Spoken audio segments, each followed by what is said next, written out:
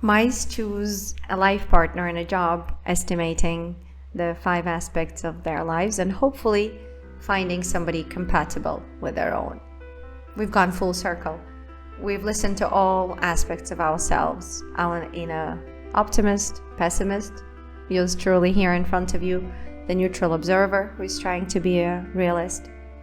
However, I have 2 very big criticisms of all the above videos about all these different aspects of our lives. And the first one is the following: it's so hard to find a life partner or a job nowadays, let alone have a choice. What's the point in analyzing each one of these aspects if there's hardly any choice at all? And we just, when it comes to a job, often just take whatever is the first opening, the first opportunity, so that we keep going with those mortgage payments. To protect ourselves and our future, we might take searching for a job like a perpetual dating experience, rather than thinking of it as a comfortable, cushy marriage, as we used to be a couple of decades ago. We then cannot let ourselves go or get comfortable. We have to keep ourselves attractive to other admirers, should our current company or admirer not work out for us or for them. Continue to date potential employers, going on coffee dates every now and again. Is that a betrayal? Is that a problem? Is that a breach of our loyalty?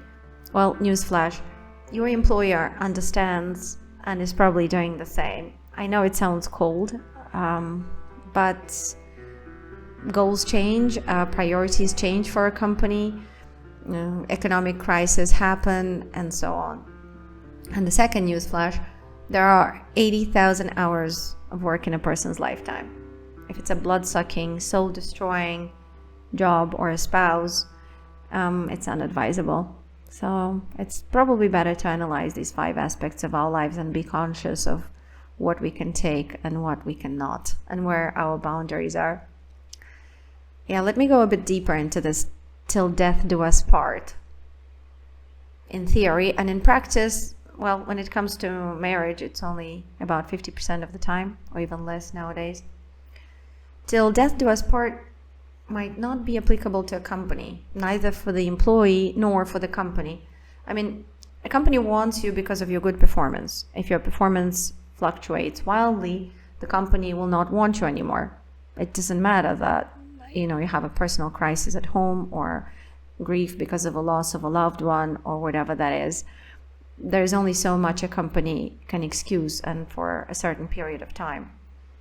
On top of that, you might become a burden in your old age. Till death do us part doesn't work for the employee nowadays either. Or does it? Can I work for a company for 40 years without being bored? Am I a fast tracker who is not recognized fast enough in a company, thus having to move companies when outgrowing a role by a mile? Should I swear till death do us part, loyalty until the end of my life? Or will my loyalty last until the next massive layoff only? The company will not stand with me and for me through sickness and through health. Through sickness, aka economic crisis, some of us will be laid off. So it is unfair to ask of an employee unending loyalty, given that there is usually a double standard, that loyalty is not reciprocated during hard times from the company's side. So perpetual dating should work when it comes to job search. A job is not for life. We rarely commit to a work field or a company for many decades, not because we are commitment phobic nowadays, but because the fields themselves also change and transform until they are unrecognizable 2 years or 2 decades down the line. The IT industry, the pharmaceutical industry got more than a facelift surgery in the past couple of decades. Basically, the demands of an industry vertical change so much that they are unrecognizable. That's why nowadays we want to understand the mission the life goals of a company so that we can recognize it underneath all its facelifts. Okay, and I think this is all the criticisms I had so far, but I'm sure I'll get a lot more from your comments or from your LinkedIn messages.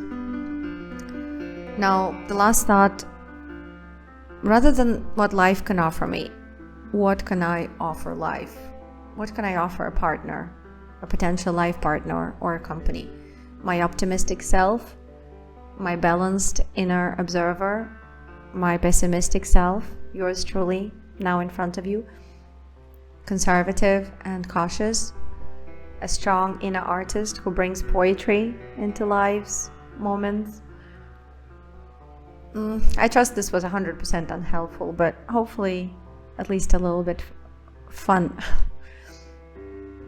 So, the last thought, I guess, the very last one, is this all a trap? Marriage, job, or is it a hamster's wheel worth pursuing?